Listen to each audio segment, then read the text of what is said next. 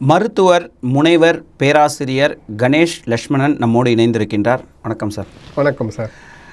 இன்னைக்கு பித்தப்பை கற்கள் அப்படின்னா ஒரு பெரிய காம்ப்ளிகேஷன்ஸ் உருவாகுது அப்படின்னு சொல்கிறாங்க. அது எதனால் உருவாகுது சார்?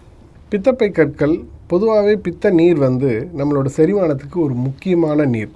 அது எதை செரிமானம் பண்ணுது அப்படின்னா, நம்ம சாப்பிட்ற கொழுப்பு பொருட்கள், எண்ணெய் பொருட்கள், கொழுப்பு பொருட்கள், இது எல்லாமே வழுவழுப்பாக இருக்கும் இல்லையா? அப்போ அந்த வழுவழுப்பை நம்ம நீக்கி நம்ம குடல் வழியாக அப்சார்ப் பண்ண வைக்கணும் அப்படின்றதுக்காக தான் அந்த பித்த நீர் வருது.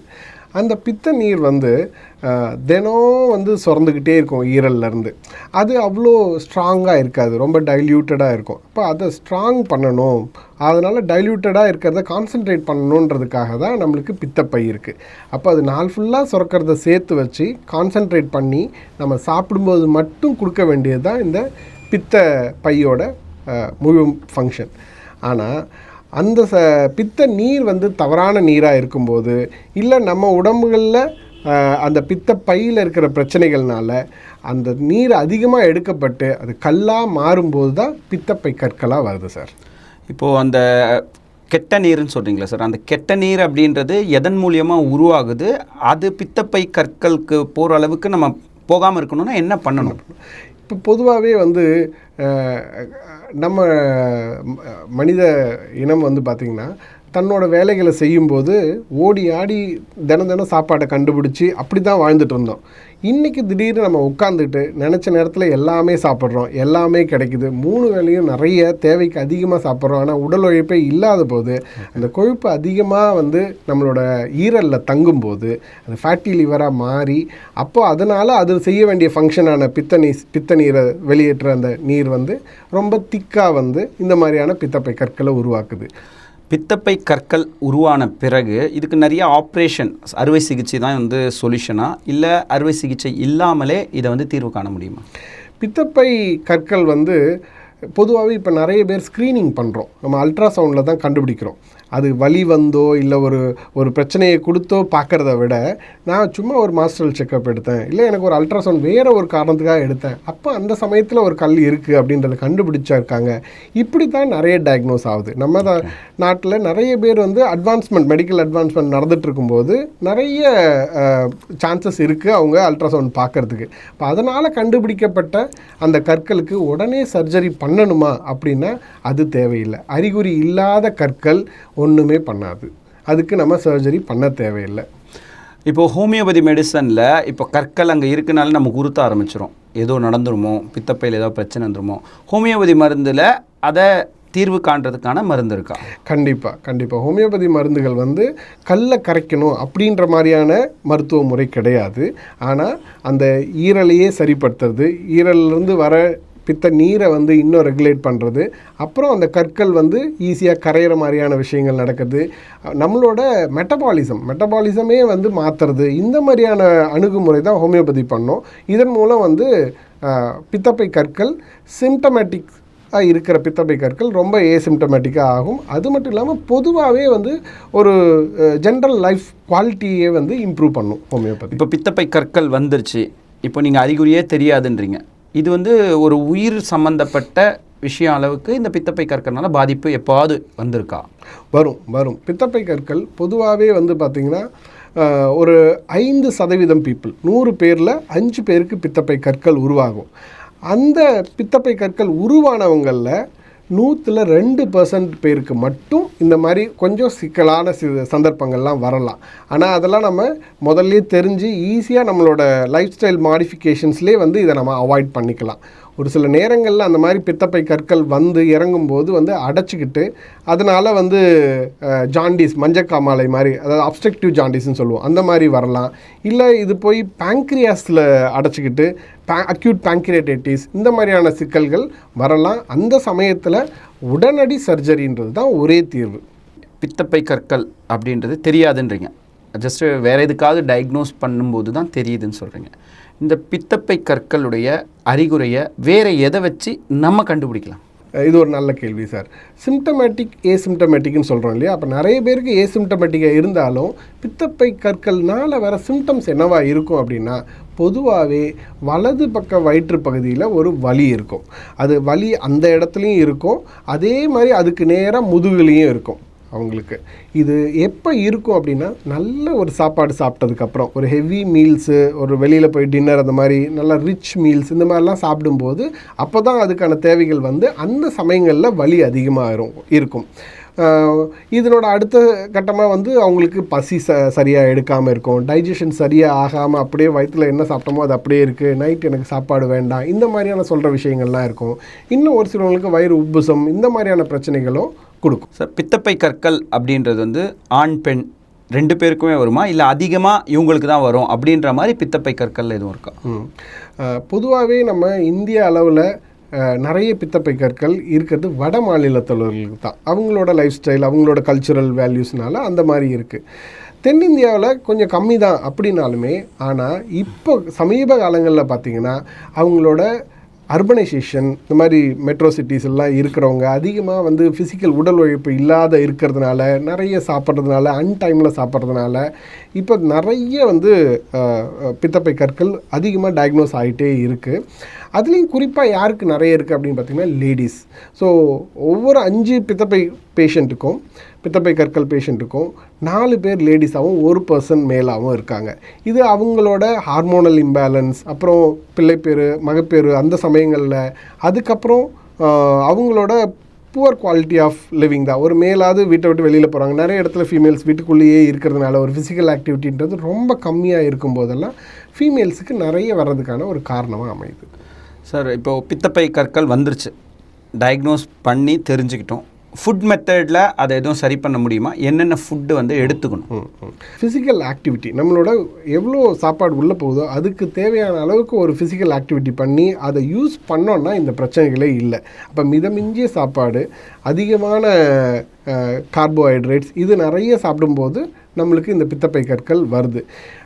இன்னொரு இன்ட்ரெஸ்டிங் விஷயம் என்ன அப்படின்னா, குயிக் வெயிட் லாஸ் பண்ணுறாங்க இல்லையா, அவங்களுக்கும் இந்த மாதிரி பித்தப்பை கற்கள் வர்றதா சொல்கிறாங்க. அதாவது ஒரு முறைப்படி பண்ணாமல் நம்ம வெயிட்டை குறைச்சே ஆகணுன்ற ரொம்ப ஓவர் ஆம்பிஷியஸாக வேகமாக குறைக்கணும் அப்படின்றதுக்காக ஃபுல்லாக பட்டினி இருக்கிறது, இந்த மாதிரியான விஷயங்கள் தவறான வகையில் ஒரு மருத்துவரோட மேற்பார்வை இல்லாமல் பண்ணும்போது அவங்களுக்கும் பித்தப்பை கற்கள் வர்றதுக்கான வாய்ப்புகள் நிறைய இருக்குது. இந்த உடம்பு குறைக்கிறது அப்படின்னு சொன்னோன்னே இன்றைக்கி உலகமே அதில் தான் வந்து அடங்கி போயிருக்கு. இந்த சூழலில் அந்த பித்தப்பை கற்கள் வருது அப்படின்ற ஒரு அதிர்ச்சிகரமான ஒரு விஷயத்த சொல்கிறீங்க. உடம்பை குறைக்கிறவங்க இந்த பித்தப்பை கற்கள் வராமல் இருக்க என்ன பண்ணணும்? பொதுவாகவே வந்து நீங்கள் உடம்பை குறைக்கிறதுக்கு வந்து ஒரு இன்டென்ஸான ஒரு இதுவை பண்ணாதீங்க. Always have long term goals.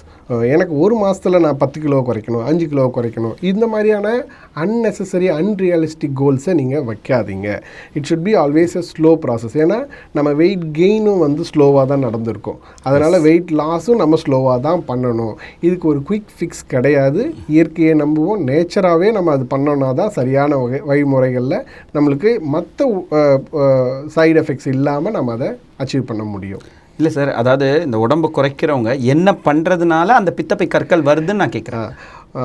Intense fasting, அதாவது நான் அதிகமான அளவில் ரொம்ப நான் சாப்பிடாமலே இருக்கிறது, கடுமையான பட்டினி முறைகள், இதெல்லாம் நீங்கள் பண்ணக்கூடாது. அடுத்தது ஒரு ஃபிசிக்கல் ஆக்டிவிட்டி, ஒரு நேச்சுரலாக பண்ணணுன்னா நம்ம வந்து உணவு முறை, அதுக்கப்புறம் ஒரு எக்ஸசைஸ், அதுக்கப்புறம் தான் மருந்துகள். எடுத்த உடனே போய் நம்ம மருந்துகளில் போயிட்டு நிறைய உட்கார்றது, இந்த மாதிரியான விஷயங்கள் நாமும் பித்தப்பை கற்களை உண்டாக்கும் அதிகமாக. அதனால் நம்ம கிராஜுவலாக போகணும், ரொம்ப இன்டென்ஸான ஃபாஸ்டிங் இல்லாமல் பார்த்துக்கணும். 7 to 7 ஃபாஸ்டிங் சொல்கிறாங்க.